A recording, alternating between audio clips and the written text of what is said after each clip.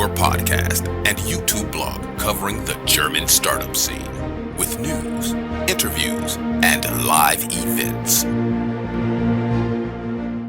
Hello and welcome everybody. This is Joe from Startuprad.io, your startup podcast and YouTube blog from Germany. Today we bring you another interview in connection with our attendance of Curious 2024. Today I'm thrilled to welcome Professor Steven Chu here with me. Welcome. Glad to be here. You are a Nobel Laureate and former U.S. Energy Secretary, Professor. You're holding the William R. Keenan Junior Professorship of Physics, Molecular and Cellular Physiology at Stanford University, and you've made groundbreaking contributions to the fields of laser cooling, biophysics, and renewable energy. This interview is conducted in connection with the Curious 2024 held in Mainz, promises to delve into Professor Steven Chu's work. Just a tiny bit. We won't take up too much of your available time. Let us start right away with our questions. As someone who observed and influenced energy policies in both the US and Europe, what do you see as the main difference between the two regions in terms of supporting and nurturing green and energy startups? Well, I would have to say that Europe, especially Western Europe, has been much more in the forefront of trying to make a transition away from carbon emitting technologies to green tech. I think the exception would be in the Biden administration. The Inflation Reduction Act was a very, very huge support in terms of mostly tax breaks to further green technologies. But before that, I think Europe has been a leader in trying to stimulate this transition. Just my pure personal assumption, if a Republican president would win again, I don't think those energy breaks will live any longer than necessary. That's probably true, although there was an attempt in the legislation, for example, in trying to create a market for a hydrogen economy. There is no market. Substantial tax breaks were put into the Inflation Reduction Act.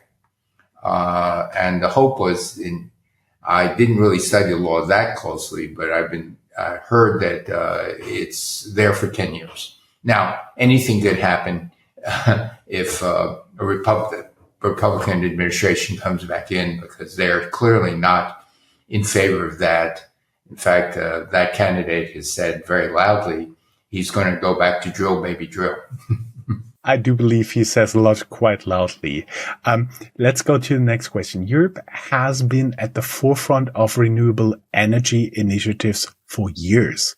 In your opinion, what lessons can you as green startups learn from the European counterparts to enhance their growth and impact? Well, one of the things that I'll specifically mention Germany. First, they started with strong subsidies to promote solar, but they did more than that, and that really started the interest and eventually, for temporarily, the overproduction of solar, which drove the prices down. But we are now in a position where solar is continuing to make great advances in lowering the costs. But the thing that I admire a lot is when I was Secretary of Energy, I was looking at why is Germany, which doesn't have as good sun as the United States by a large shot, why is Germany leading in solar? Why are they actually doing this? And one of the things I noticed was that they made the process of a homeowner wants to put solar on their roof or a small business. They made it very easy. In the United States, it was determined by state, by local cities and counties. And they actually made it hard. They wanted to use the licensing of solar on a rooftop as a source of income. And I used to give speeches and said, look, why don't you get your income the old fashioned way by using speed traps? These are traps that catch cars speeding through their town, and leave solar out of this because they would charge several $1,000s inspection fees, all these other fees. Whereas I looked at Germany and said, it all seems to be online, seamless. to actually help businesses and homeowners put solar on their roof. And so there were many things that were different in the way the United States promoted solar versus Germany. Some states are catching up, but still, it's still, how do you make it seamless? How do you make it so that if people want to put solar, that the minimal licensing fees, inspections? For example, I used to say that if you want to install a hot water heater in your home, let's suppose it's a gas heater, then the rules are that there needs to be an inspector to make sure the gas plumbing was hooked up correctly. But other than that, if the water heater leaks, that's between you and your plumber. And similarly, my feeling was if you hook up solar on the rooftop, you need an inspector to make sure that it will interface with the grid, the distribution system, in a way that doesn't break it down or harm it in any way. If the roof leaks, that's between you and the installer. And so, I was urging that we have the minimum amount of responsible inspection, and the rest is up to the individual contract between you, the installer, and the government shouldn't be part of that. What also came to mind when you've been talking, because when you talked about the sun, I vividly remember the high temperatures when I was attending college in Texas. I do believe you also do have some other challenges in terms of when you want to use solar energy. I'm thinking of states like Arizona, Texas, and Nevada, and so on and so forth. And then you need all the technology to get this really transported for long distances. I'm thinking, for example, California, New York, and the other urban areas. Maybe even Chicago, because apparently they also don't have a lot of good sun there. Well, that is absolutely true. If you look at the solar map, the southwestern United States, California, Arizona, New Mexico, Texas, Nevada, superb solar, really, really some of the best around the world. There are a few other places that are slightly better, but we do need the transportation grid.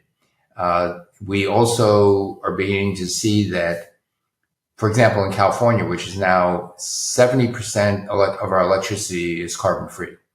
And we're installing more solar, but there's now so much solar that at noontime, when the sun is at its peak, there's beginning to be a surplus of solar energy. And so California is trying as much as it can to start to build utility scale batteries at the tens of gigawatts and gigawatt hour capacity. But there's going to be an issue because as you pointed out, that part of the United States can have very, very hot summers. The peak of the air conditioning would be around 3 or 4 o'clock in the afternoon, not at noontime. And so you have an excess of renewable energy at noon. And then there's a sudden ramp up we would need that would be at the level of 3, 4, 5 gigawatt in terms of power ramping up in a few hours. And so this is, again, another one of the challenges when you have a big economy, and also to take advantage of solar, you still need a lot of energy storage. And in Germany, every country who wants to go above 50% renewable, 60, 70%, hopefully even higher, then storage becomes a key. And utility scale storage has to be much more reliable than storage in an electric vehicle. Car breaks down, it's okay. It's, let's say 1 in 1,000, 1 in a million cars will break down. But if you get a blackout, that's less okay. And so those are some of the requirements. I don't know. It's been estimated in order to get 3 days storage in the United States. And 3 days will actually allow us to go to 80% renewable. And 3 days doesn't sound like much, but we are barely at the 1 day storage.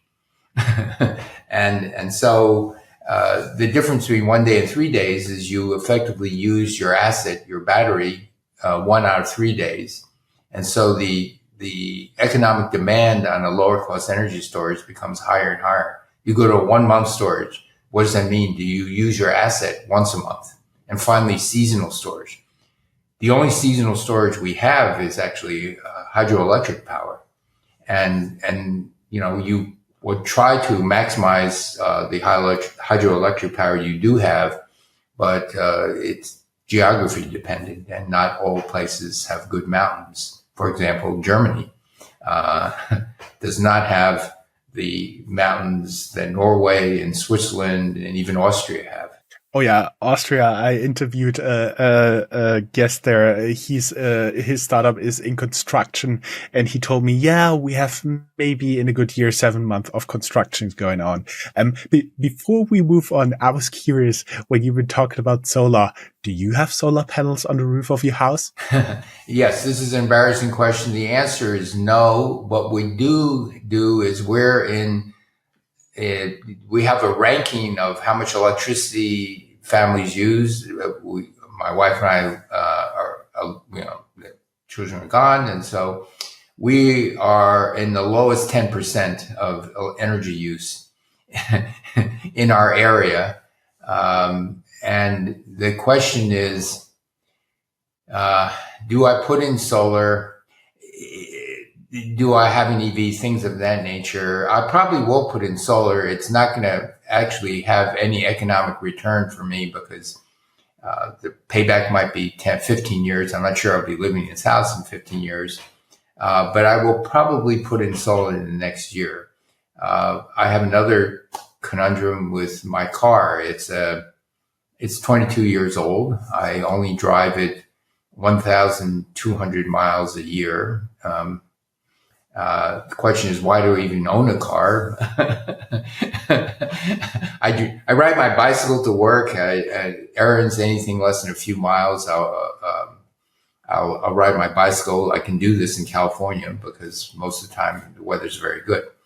But the short answer to your question is not yet in terms of solar. But the problem was our roof has a Spanish tile roof, and most solar installers won't touch that. And so finally I did look into it a year ago and found that in order to install this on a Spanish tile roof, you actually have to take off the Spanish tiles, replace it with some lookalike concrete tiles, and then they're willing to put solar on the roof. So it's a much bigger deal. But I will do this. By the way, I actually know how you're feeling. When I went to college, during my apprenticeship, high school, and so on and so forth, I needed a car, and I kept it until it was 25, and it was almost breaking apart. Well, this car is in good shape. It only has 75,000 miles, and I inherited from my wife. It's an old BMW 325. That car, 75,000 miles. That car will go at least 200,000 miles. So hopefully it will be the last car I own in my life. If it breaks down, then I will buy an electric vehicle. But, and I don't drive it very much at all. Considering your extensive background in renewable energy and your role in initiatives like ARPA-E, what do you believe are key factors that will drive the next wave of successful energy startups in both the US and Europe? Well, I think the experience we've had in ARPA-E, where we've funded a number of companies, they're successful in the usual startup definition, meaning after, let's say, 8 years, 10 years, they could have $1 billion valuation. They have a runway of $300 or $400 million, 3 years to do something. And when I look at those companies, I see they've just begun. At that level, there's not massive deployment. And so if you think about where we need to be, I've been spending a lot of time thinking, how do you get from this $1 billion valuation, $300 million of cash runway, dozens of people, but really not at the scale you need to begin to really change carbon emissions and energy use. And so you need, the next step would be much larger investments. Typically, the investors in a startup company, the old mentality is that you want to maximize your investment. You don't want to share IP. The best of all possible worlds, either you become fabulously successful like Google, or you get bought up by a big company for, I'm going to make up a number, $1 billion. It's good for the investors, but it's the big companies that have the real resources, financial resources. And so how do you team up these innovative startups with the bigger companies that might have more inertia, so that you have a combination of financial assets, more connection to markets, but you have the innovative energy and drive and hard work of a small startup?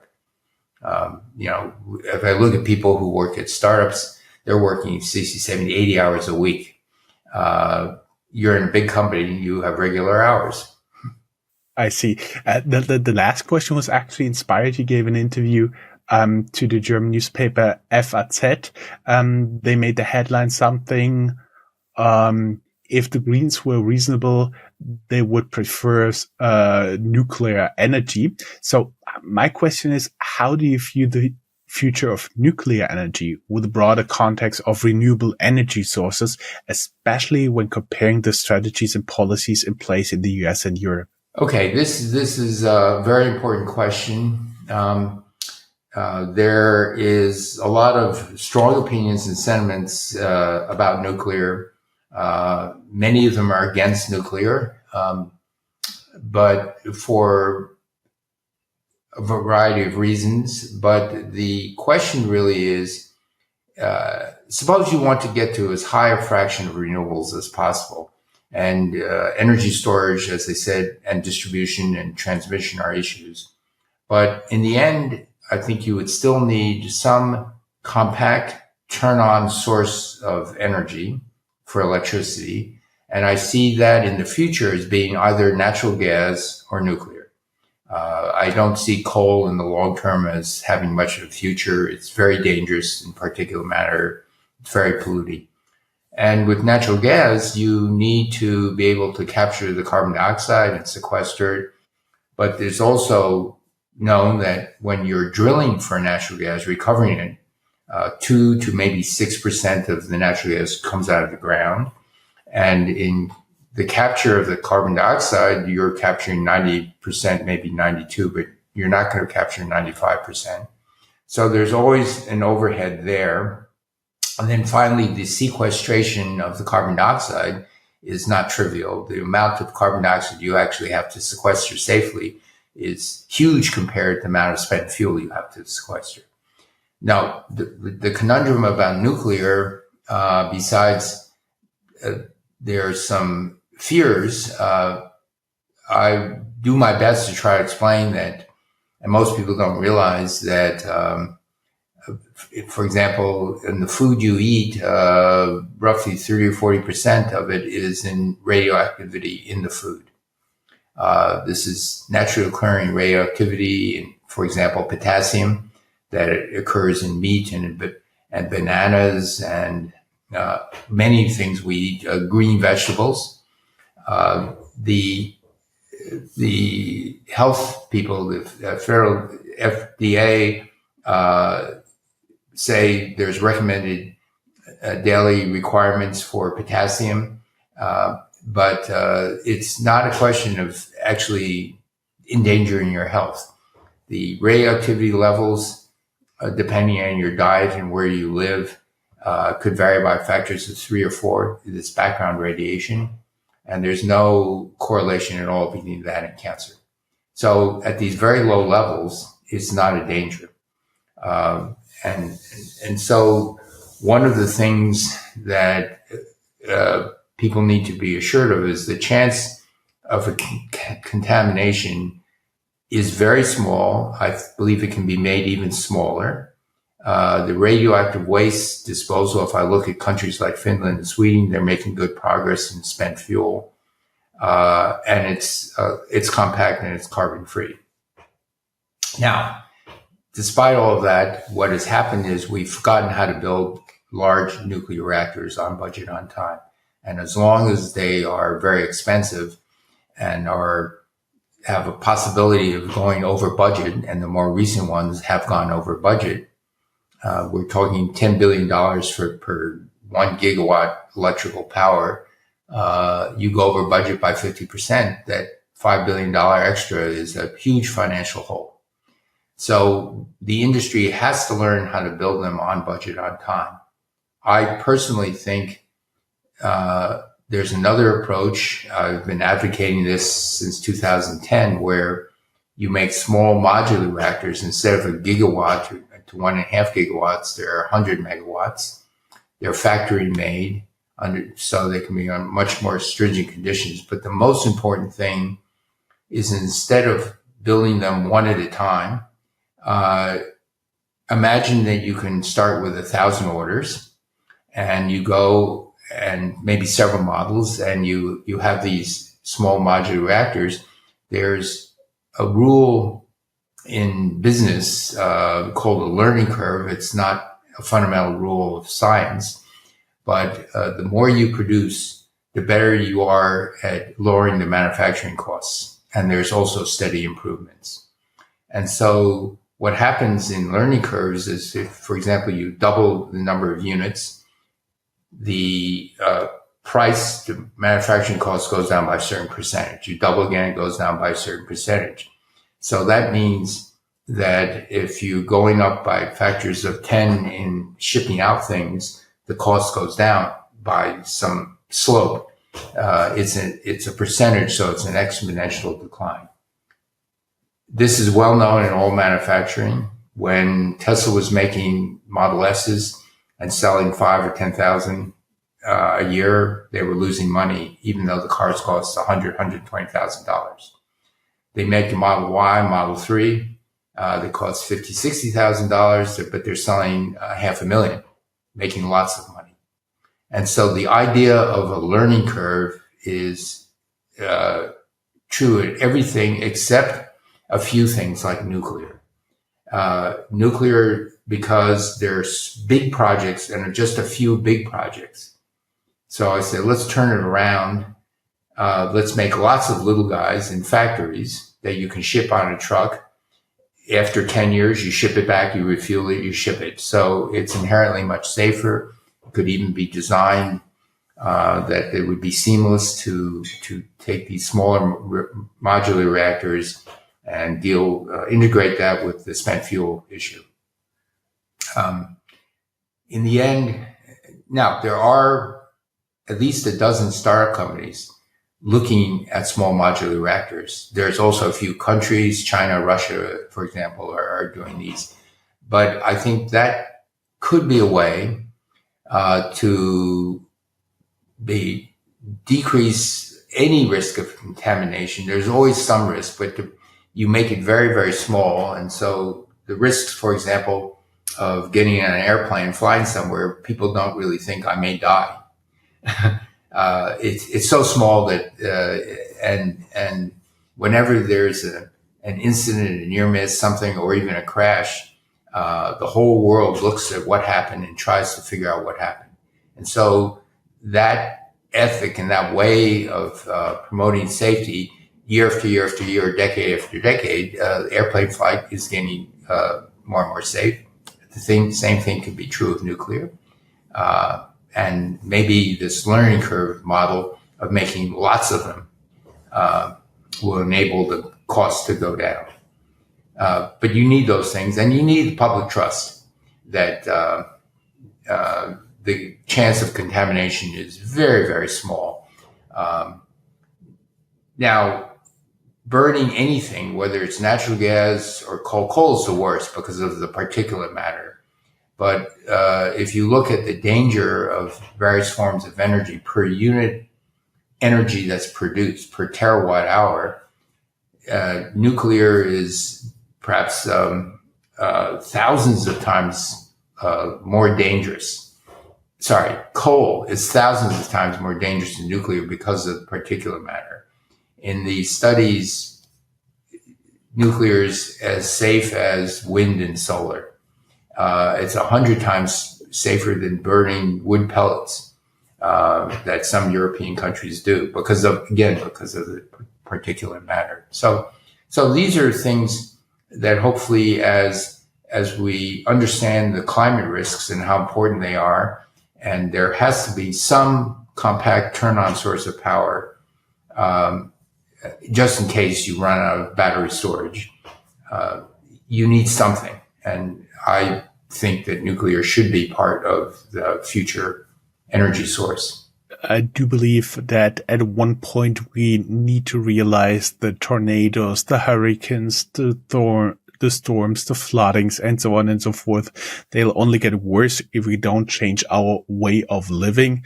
And I believe at one point we need to do a more radical change, especially in our energy production, where Germany did the interesting step of getting rid of all nuclear power. So I'm not sure about, as a final question, of your opinion of that. What do you believe will happen? Are we going to reactivate them or have a lot of smaller nuclear power plants here in Germany at one point in the future? Well, that's a difficult question, and I don't really know the details. When I talk with people in Germany, once a nuclear power plant is shut down for a few years, they say, no, it's difficult to start up.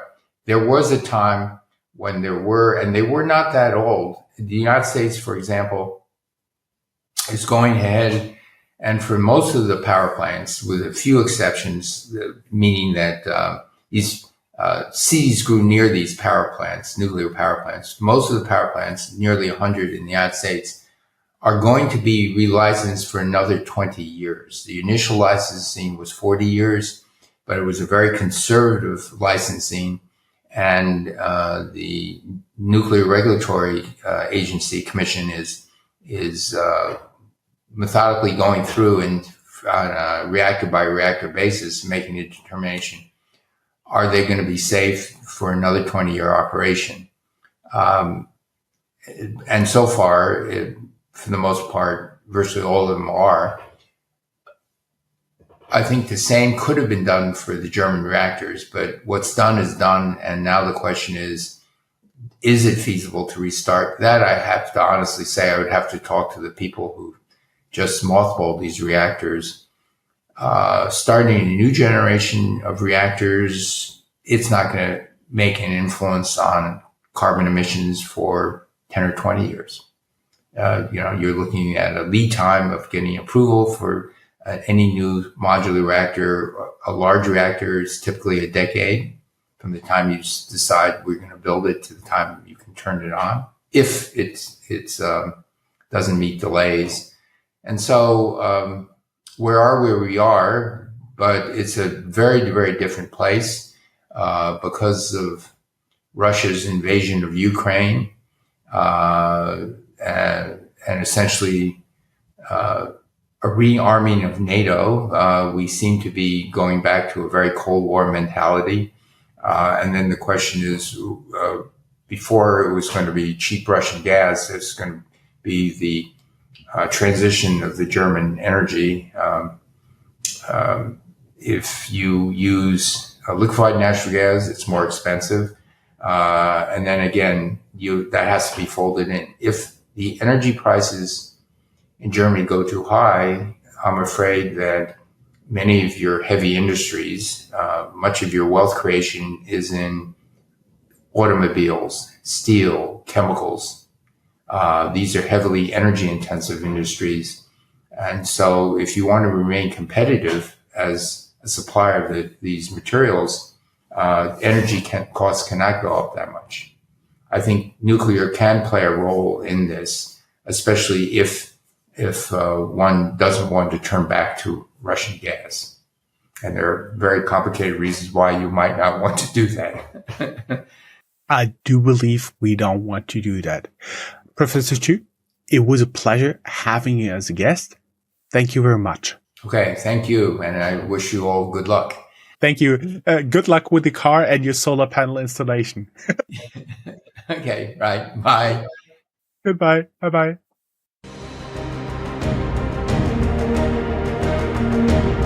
That's all, folks. Find more news, streams, events, and interviews at www.startuprad.io.